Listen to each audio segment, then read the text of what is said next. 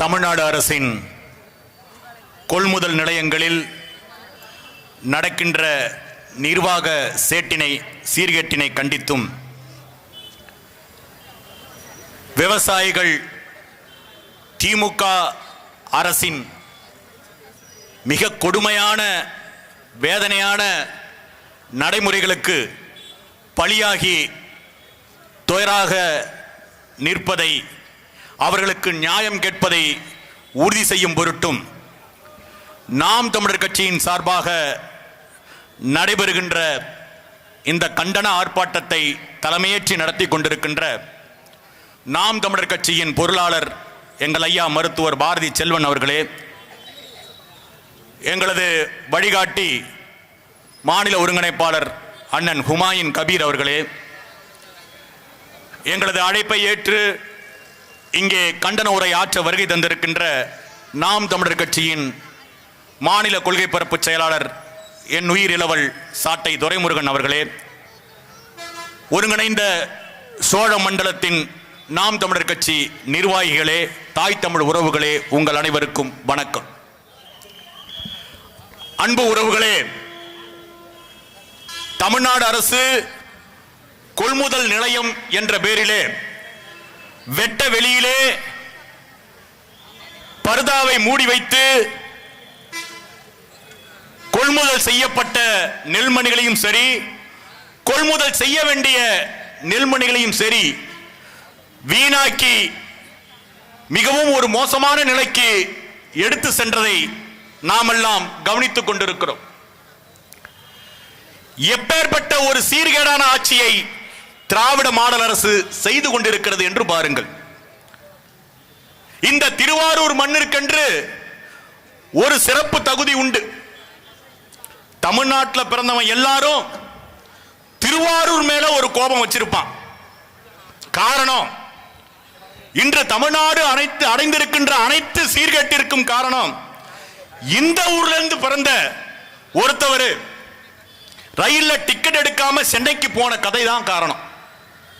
அப்படி திருவாரூர் என்றாலே தமிழ்நாட்டில் யாரும் மதிக்க மாட்டான். இப்ப என் தம்பி சாட்டை துரைமுருகன் பக்கத்தில் வந்து உட்கார்ந்தான். தஞ்சாவூர்னாலே பயமா இருக்குன்னாங்கிறான் அவன்.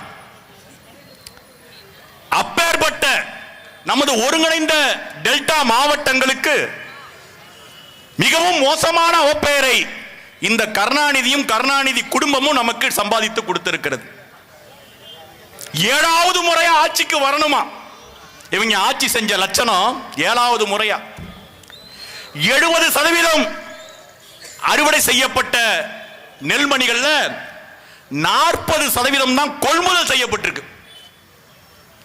மிச்சம் 60% நெல்மணிகள் சாலையில கொட்டப்பட்டிருக்கு. இப்ப பெருமழை பெய்து கொண்டிருக்கிறது. இந்த பெரும் மழையில நெல்மணிகள் ஈரமாகி விட்டன. மூட்டையில் இருக்கிற நெல்மணிகள் முளைத்து விட்டன. நம்ம அரசு கொள்முதல் நிலையத்துக்கு எடுத்து சென்றாலும் அங்கே இருக்கின்ற அரசு ஊழியர்கள், உங்கள் நெல்மணிகள் ஈரமாக இருக்கின்றன, எங்களுக்கு 12% ஈரமாக இருந்தாதான் நாங்கள் கொள்முதல் செய்ய முடியும், அதற்கு தாண்டி இருக்கின்றன என்று சொல்லி நமது விவசாயிகள் உதிரத்தை வேர்வையாக சிந்தி விளைவித்த நெல்மணிகளை கொள்முதல் செய்ய மறுக்கிறார்கள். இதற்கு மத்திய அரசோட விதிமுறையை மாத்தணுமா? 12% இருந்து 25% மாத்தணுமா? நீண்ட நெடிய காலமாக தமிழ்நாட்டில் இருக்கக்கூடிய எல்லா அரசியல் கட்சிகளும் இந்த ஈரப்பதம் உடைய அந்த பெர்சன்டேஜ் 12% இருந்து 25% மாத்துங்க. ஏனென்றால் பெரும்பாலும் அறுவடை செய்யக்கூடிய காலம் என்பது மழைக்காலமாக இருக்கிறது. ஒரு அரசாங்கத்திற்கு நெல்லை கொள்முதல் செய்து அதை மக்களுக்கு விநியோக திட்டங்கள் மூலமாக, பொது விநியோக திட்டம் மூலமாக காய வைத்து அரிசியாக்கி கொடுப்பதற்கு ஒரு வக்கற்ற அரசாங்கமாக இந்த திராவிட மாடல் அரசு இருக்கிறது. எனக்கு முன்னால் பேசிய ஐயா கூட எடுத்து சொன்னாங்க, தமிழ்நாட்டில் ஒரு எதிர்க்கட்சி திடீர்னு ஐயா எடப்பாடி பழனிசாமி ஒரு நாள் பார்த்தா நம்மூர் வயல்ல வேட்டியை மடிச்சு கட்டிட்டு வந்து நிக்கிறாரு, பார்வையிடுறாராமா. பார்வையிடுறாராம். இத்தனை நாள் அதிமுக ஆட்சி காலத்தில் இங்கே அரசுக்கு நெல் கொள்முதல் நிலையங்கள் சரியா செயல்பட்டுச்சா? சரியா செயல்பட்டுச்சா? அப்ப மூட்டைக்கு 30 ரூபாய், இப்ப மூட்டைக்கு 50 ரூபாய். இதுதான் திராவிட ஆட்சி முறையின் சீரழிவு. ஒண்ணு தெரியுமா? டாஸ்மார்க்ல ஊழலுங்க, பாட்டிலுக்கு 10 ரூபாய், அது உலகம் அறிந்த ஊழல். ஆனால் டெல்டா மாவட்டத்தில் பிறந்த எல்லாருக்கும் தெரியும், இந்த கொள்முதல் நிலையங்கள் நடக்கிற ஊழல் இருக்கு பாருங்க, அது டாஸ்மாக் ஊழலுக்கு இணையான ஊழல். கீழே இருந்து மேல இருக்கிற அமைச்சர் வரைக்கும் சம்பாதிக்கிற ஊழல்.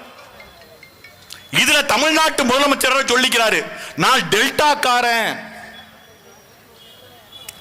காரனா இருந்து என்ன புண்ணியம்? உன்னால தமிழ்நாட்டுக்கும் புண்ணியம் இல்ல, உன் குடும்பம் பிறந்த தஞ்சாவூர் மாவட்டத்திற்கும் புண்ணியம் இல்ல, இந்த திருவாரூர் மண்ணுக்கு சுத்தமா புண்ணியம் இல்ல. இந்த அவலநிலை மாறணும். பாருங்க, கார் ரேஸ் நடத்துறாங்க. கார் ரேஸ் கோடிக்கணக்கான பணத்தை போட்டு, ரோடே இல்லை நமக்கெல்லாம். அந்த கார் ரேஸ் நடத்தணும்னா அதற்கு சாலை போடுவதற்கு கோடிக்கணக்கான ரூபாய் செலவு பண்ணணும். அதற்கு சென்னையில் நடத்துறாரு துணை முதல்வர் உதயநிதி ஸ்டாலின். எவ்வளவு ஒரு கேடுகட்ட நிலைமை பாருங்க.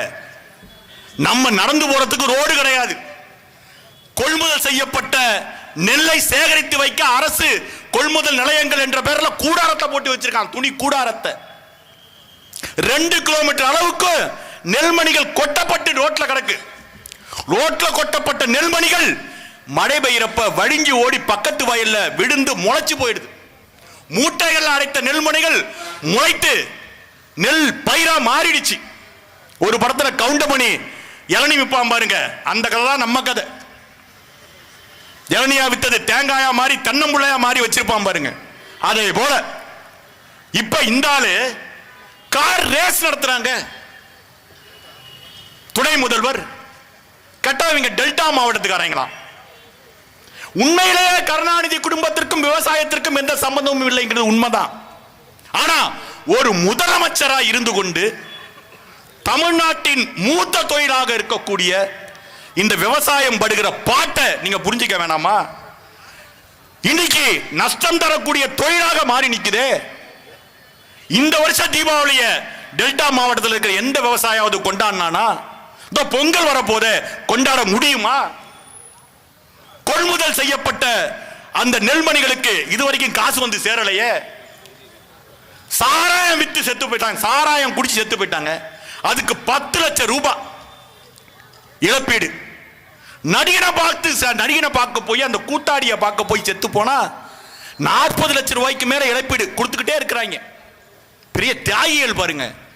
ஆனா உண்மையிலேயே விவசாயிகள் ஒவ்வொரு நாளும் அறுவடை செய்யப்பட்ட நெல்மணிகளை அரசாங்கம் கொள்முதல் செய்யலன்னு சொல்லிட்டு எத்தனை விவசாயி சாவின் விளிம்புல தத்தளிச்சு நிக்கிறான் தெரியுமா? இப்ப சமீபத்துல ஒரு 2 வாரத்துக்கு முன்னாடி இடி விழுந்து 4 பேர் செத்து போயிட்டான் வயல்ல. ஒரு குடும்பத்தோட, அந்த குடும்பத்தை கண்டுக்க வக்கில்ல. இப்படி அரசு கொள்முதல் நிலையம் என்ற பேர்ல இருக்கிறது எங்கேயாவது கட்டிடத்தை நீங்க பார்த்திருக்கீங்களா? கட்டிடம் அதுவும் 4க்கு 4 வச்சிருப்பான். மத்ததெல்லாம் எங்க போட்டிருப்பான்? ரோட்ல வரிசையா நிறுத்தி வச்சிருப்பான். மழை பெஞ்சாலும் சரி, புயல் அடிச்சாலும் சரி. இந்த டெல்டா மாவட்டத்தை பொறுத்த வரைக்கும் உங்களுக்கு நல்லா தெரியும், எங்கேயுமே சாலை வசதி கிடையாது. தண்ணி தேங்கி நிற்கும். எங்க பார்த்தாலும் தண்ணி தேங்கி நிக்கிற இடம் தான். ஏற்கனவே பூமியிலிருந்து தண்ணி ஊறும். அப்படிங்கிறப்ப இந்த நெல் மூட்டைகளை சரியாக பாதுகாக்க ஒரு கட்டிடம் மூலமாக, செங்கற்கள் மூலமாக ஒரு அரசு கொள்முதல் நிலையத்தை கட்டுவதற்கு வக்கற்ற இந்த திமுக அரசு மீண்டும் 7வது முறை ஆட்சிக்கு வரணுமா? உண்மையிலேயே இந்த திருவாரூருக்கு ஏற்பட்ட களங்கத்தை நாம் துடைக்க வேண்டுமானால், தஞ்சை மண்டலத்திற்கு ஏற்பட்ட களங்கத்தை துடைக்க வேண்டுமானால், வருகின்ற தேர்தலில் நம்ம வாக்க மாத்தி போடணும். பாருங்க, திருவாரூர்ல நேரடியா நம்ம முழிச்சு பார்த்தோம்னா, காலைல காட்டியும் கடை வீதியில ஒரு டீ குடிக்கலான்னு யாராவது வந்தா நேரடியா இந்த முகத்தை பார்த்தாகணும். முத்தமிழறிஞர் கலைஞர் நகர பேருந்து நிலையம், அதுக்கு கீழே கருணாநிதி ஒரு படம், அந்த 4 விளங்குமாங்க. ஏங்க அந்த நாள் விளங்குமா? டீ குடிக்க வந்தவன் என்ன பண்றது? பால் டாயில குடிச்சு செத்து தான் போகணும். ஏங்க நான் விளையாட்டுக்கு சொல்லுங்க, திமுக காரன் கூட அவன் பிள்ளைக்கு யாரும் கருணாநிதியின் பேர் வைக்க மாட்டாங்க. பேர் வைக்கிறது இல்ல, ஸ்டாலின் பேர் வைக்கிறது இல்ல. காரணம் மிக மிக எளிதுங்க. ஏன்னா அப்படி ஒரு பேர் வச்சுட்டா புள்ள எங்க களவாணி பிள்ளையா போயிருவானோ, ஊர்தாடி அறுக்கிறவனா போயிருவானோ, குடும்பத்தை காவு கொடுக்கிறவனா போயிருவானோ பயம். வைக்கிறது இல்ல. அப்படிங்கிற ஒரு நிலையில இந்த திமுக என்கின்ற இந்த மிகப்பெரிய இந்த குடும்ப அரசியலுக்கு முடிவு கட்டணும்னா வருகின்ற தேர்தலில் திருவாரூர் மண்ணில் என் மண்ணின் மகள் எங்களது அருமை தங்கை அஸ்வினி பூபதி பாலன் விவசாயி சின்னத்தில் நிற்கிறார். படித்த பெண், ஒரு சின்ன பெண்ணை தன் தங்கைய அண்ணன் சீமான் வேட்பாளராக நிறுத்தியிருக்கிறார். அவருக்கு ஒரே ஒரு முறை உங்கள் வாக்கினை தாருங்கள். ஒருங்கிணைந்த டெல்டா மாவட்டத்தில் இந்த அரசு கொள்முதல் நிலையங்களில் இருக்கிற நிர்வாக சீர்கேடு திருத்தப்படலனா நாம் தமிழர் கட்சி அடுத்த கட்ட போராட்டத்தை அறிவித்து அரசு கொள்முதல் நிலையங்களை முற்றுகையிடுகிற நிலைமையை உருவாக்குவோம். சட்டம் ஒழுங்கு நிலைமையை பாதிக்கிற நிலைமையை உருவாக்கும். தமிழ்நாடு அரசு எச்சரிக்கையா இருந்துக்கணும். இனிமேலாவது போய் உதயநிதி ஸ்டாலின் ஒரு 2 வாரத்துக்கு முன்னாடி வந்து தஞ்சாவூர் 4000 மெட்ரிக் டன் ட்ரெயின்ல ஏத்தி விடுறாரு. இங்க லட்சக்கணக்கான மெட்ரிக் டன் நெல்மணிகள் மழையில் நனைந்து வீணாகி கொண்டிருக்கிறது. இதெல்லாம் சரியா புரிந்து கொண்டு இந்த துயர்நிலை தீரணும்னா விவசாயிகளை துயரை புரிந்த விவசாயிகளுக்கு மகனாக பிறந்த அண்ணன் சீமான் போன்ற ஒரு உன்னத தலைமையை நீங்க நம்பணும். அதற்கு நீங்கள் விவசாய சின்னத்திற்கே இந்த தேர்தலில் வாக்களிக்கணும்னு சொல்லி தந்த வாய்ப்புக்கு நன்றி கூறி விடைபெற்று முடிக்கின்றேன். நன்றி, வணக்கம். தமிழ்த்தாய் வாழ்க, தலைவர் பிரபாகரன் வாழ்க.